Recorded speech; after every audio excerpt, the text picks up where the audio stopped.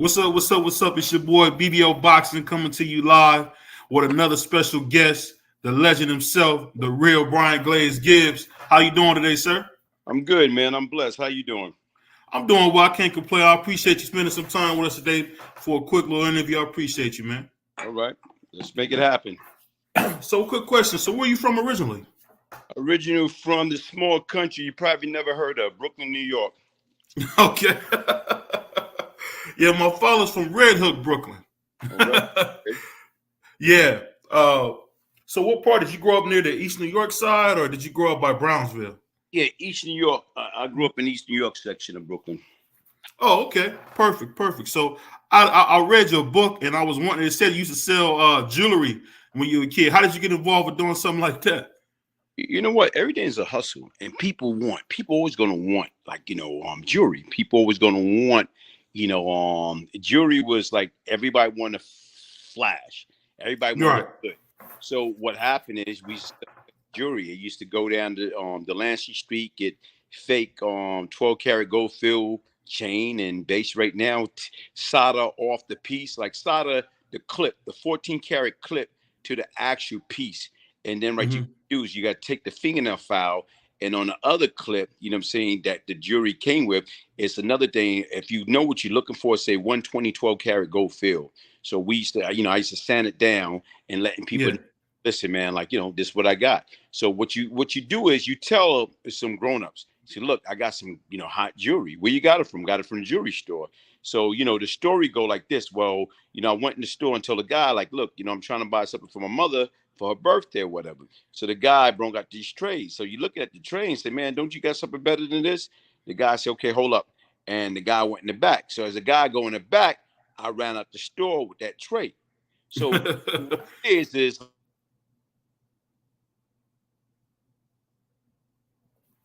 think like, wait a minute, hold up. Like, that's why the guy trusts you. He went in the back to get the real stuff and he left you with the fake stuff. But it was all a game the whole time. It was a fake from the beginning. You bought it fake, but you got to be able to sell the consumer to something that they can believe in. Okay. It's funny you say that. I'll tell you a funny story. My dad used to wear, they used to call it what, truck jewelry? Mm-hmm. And I remember one time he said he was coming off the train and somebody robbed him. And he said they ended up seeing him the next day, I guess, walking down the street, slapped him in the back of the head because the jewelry he had on was fake.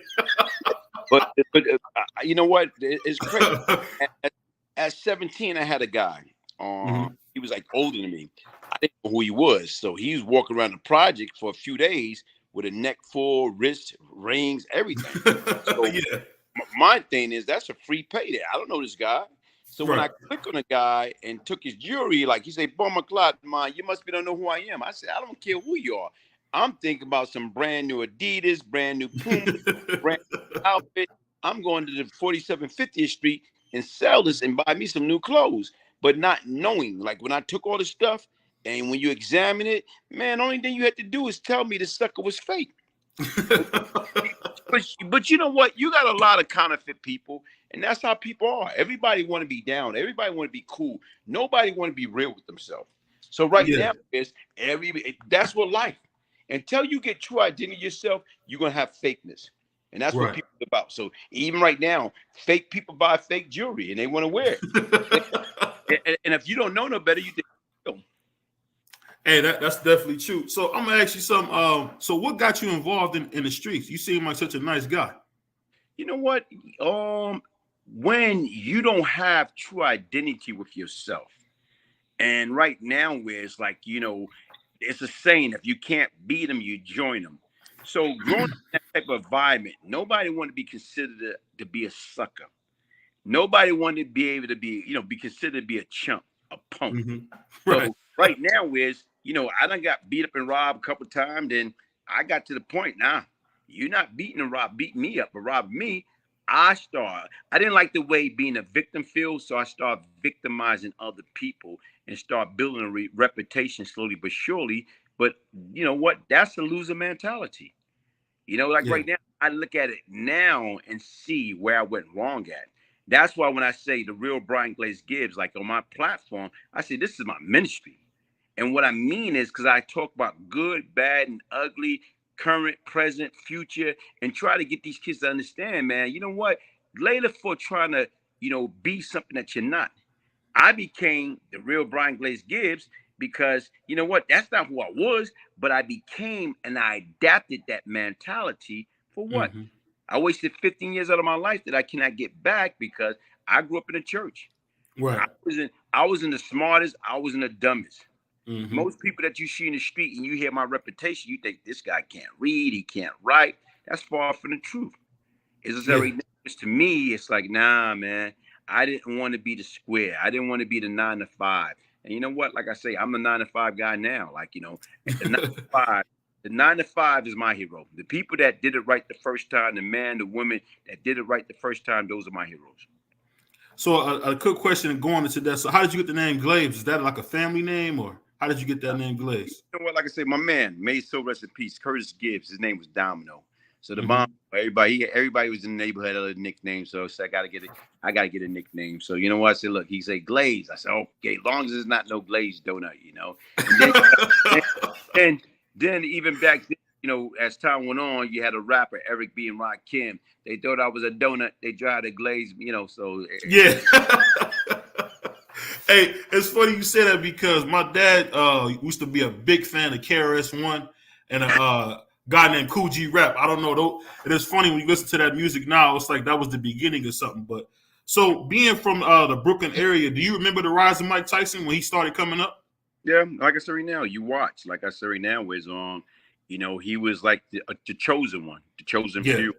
And like I said right now, so yeah, you watch and you see, and the best thing that happened to him as far as going to the Catskill, getting involved with Customato and Bill Jacob and I forgot Clayton, Jim Clayton, those guys and Kevin Rooney.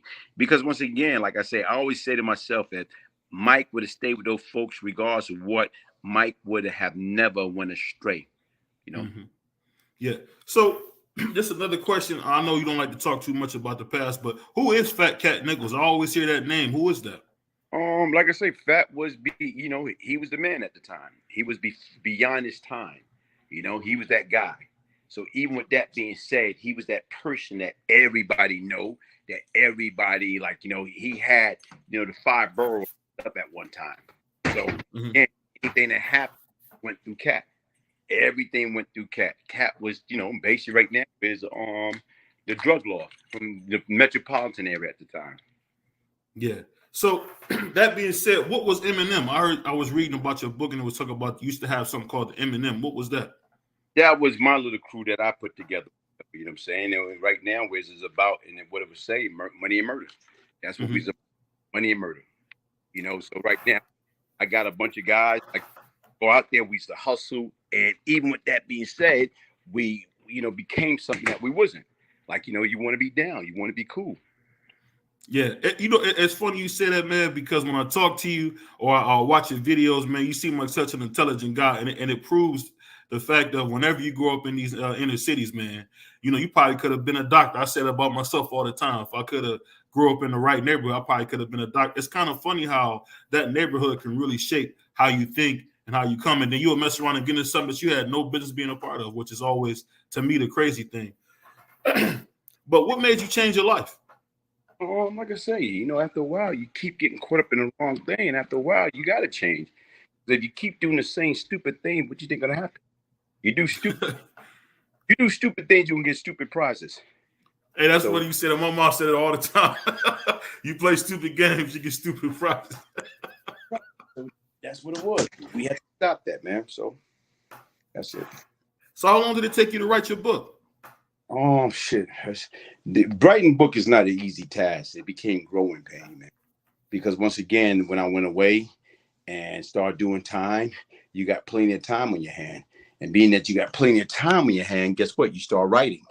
Mm-hmm. And like I said right now, once I start writing, and then you got to change name, you got to change different things or whatever. So like I said right now, over a few years. Yeah. So when you wrote, did you like look at another book to kind of give you inspiration on how to write this book, or you just wrote it from scratch? I wrote it from scratch. I wrote it from scratch, and like I said right now, it's like what was going on in your life. And especially people don't understand when you're writing, you got to make sure, because like as you get older, you start forgetting certain things. It takes things to trigger it to make you remember all over again. So that being said, who's your favorite author? Um, it's kind of hard to say, man. Like, because once again, like I say, it's really, really hard to say because I haven't read in a long, long time. I still read periodically certain things that you see, but as far as like, like to say that I had a favorite author, years ago doing time, you'll say Mario Puzo, that who wrote The Godfather. You'll say Sidney Sheldon or Tom Clancy, you know, either what's the name? Damn, what's the sister name, man? I forgot the sister name, man. Black sister. What's her name? She did a lot of. She's a still how Stella got a groove back. Terry McMillan. Okay, Terry, okay. Terry McMillan. You know what I'm saying? So you got a lot of different people, man. So So that being said, when you got to prison, is that when you started reading, or were you reading before you were in prison? off and on, off and on. Because like I said, I used to do a lot of traveling when I was out. So it seemed like right now when I used to do a lot of traveling, like I used to go visit Cat or different people, especially if I used to take the plane. I used to always buy books to read while you wait and like layover or you're on the plane or whatever. So you buy a book at one, like I'm saying, Barnes and Nobles at the airport. Then you wind up losing that book. So when you go back and you got to get back on the plane, you try to start off, and when you stop out, you buy another book. Yeah. Yeah.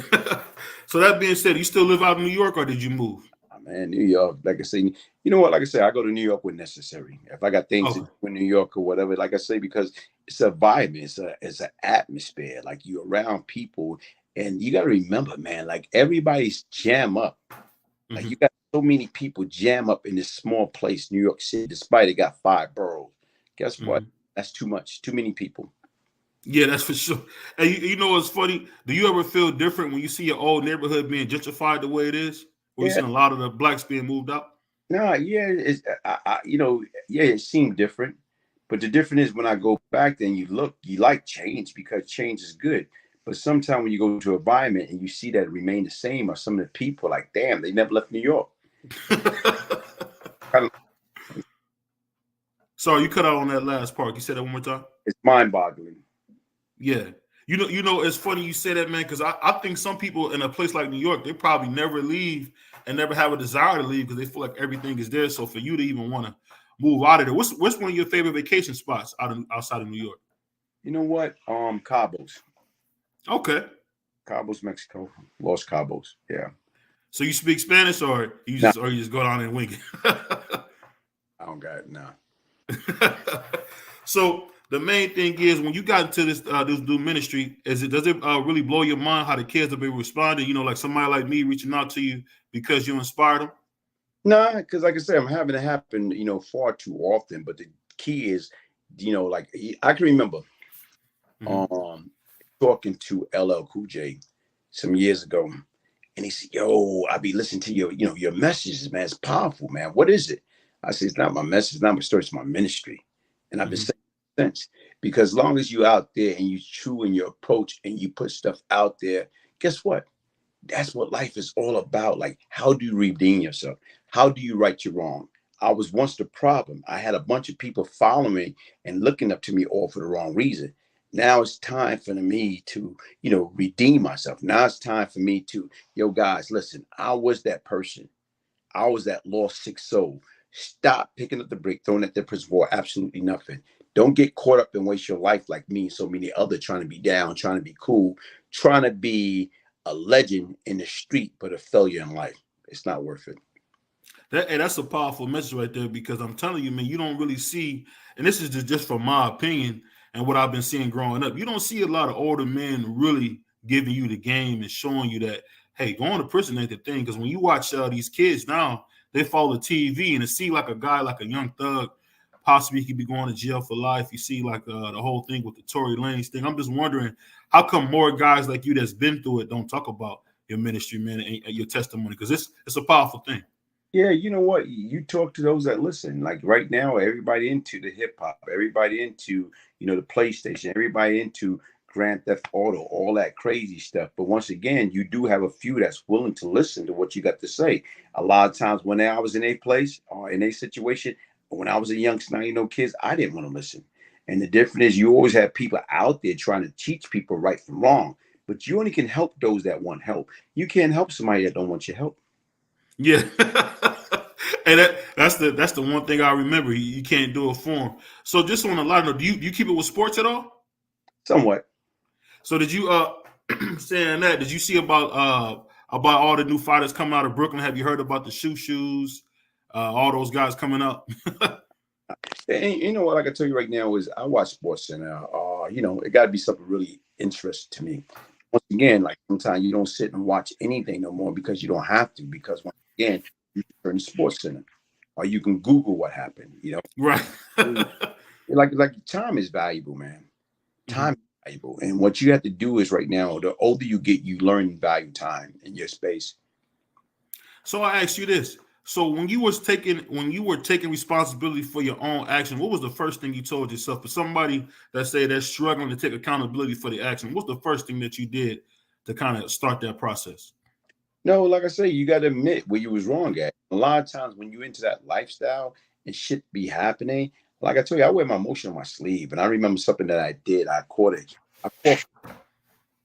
And when I got back to New York, like I say, I start crying because right now it's just like that. Because you ask for something to be done, and because people's under you and they do it, you got to reevaluate it. Who am I to say who live and who die? I'm not God.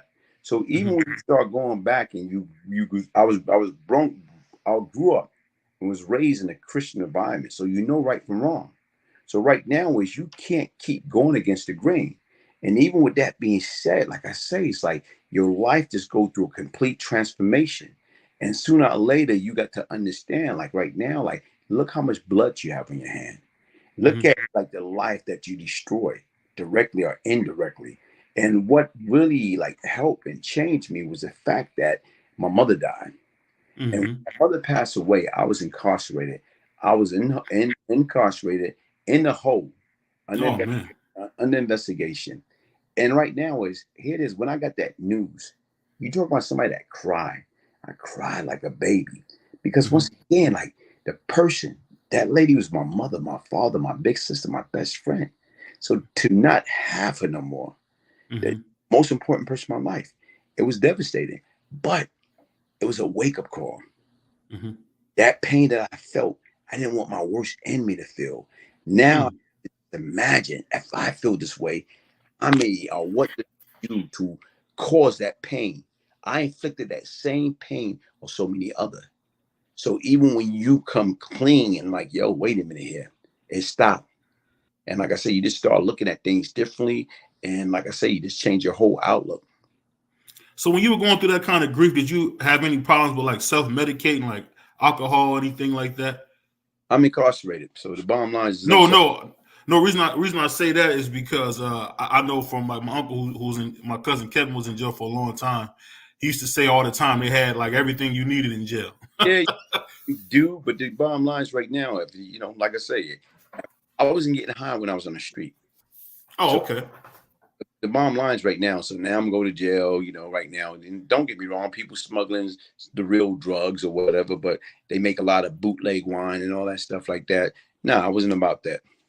So that's amazing, man. It's so funny to talk to you to think like you were like when you were out there, like you had a clear mind.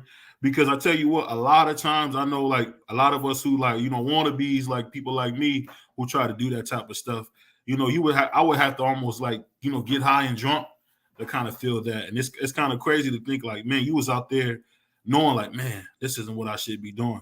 I'll tell you what, it's a powerful thing what you're doing, man. Because I'm telling you, taking responsibility for things that you can't change, that's a very, very powerful thing, man. Because I'm telling you, more young guys, man, we really don't know that. But I appreciate your time, man. You definitely a legend, man. And I hope I can have you back one day because I'm telling you, a lot of these young guys, they ain't gonna hear it from me. But I'm glad somebody like you could take the time who's been through it to tell them. But when you got people like yourself that's out there that trying to make a change, they're trying to make a difference, you got to have people to take heed. And to me right now, it's like, as long as people see that you are true and sincere in your approach, chances are you'll be able to win them over. Right now, hopefully, if somebody's out there listening to this or whatever, they're like, man, wait a minute, hold up, man, you got Brian Glaze Gibbs on there? Because like I say right now on my platform, I got Chuck D, or I'm saying right now for Public Enemy, or I'm saying right now, reach out to Sammy the Bull, I'm saying, and right now, where's he was down with John Gotti, so Right. that you're able to reach out to certain people, it just changed the whole dynamic. But we all human beings. We are all human beings. We are all child of God. And the difference is right now is some of us get it right the first time, and some of this it take us time. And it took me how many chances is one person going to continue to get? But like I say, thank you for having me, man. So like I said, I truly appreciate it. And like I told you, that's why I say when you reach out to me, the opportunity presents itself. I said, let's do it. Let's get out the way. Bingo. So I always try to All be right. man. I appreciate you, man. God bless you, Mr. Gibbs. Thanks so much. Right, man. Love and prosperity.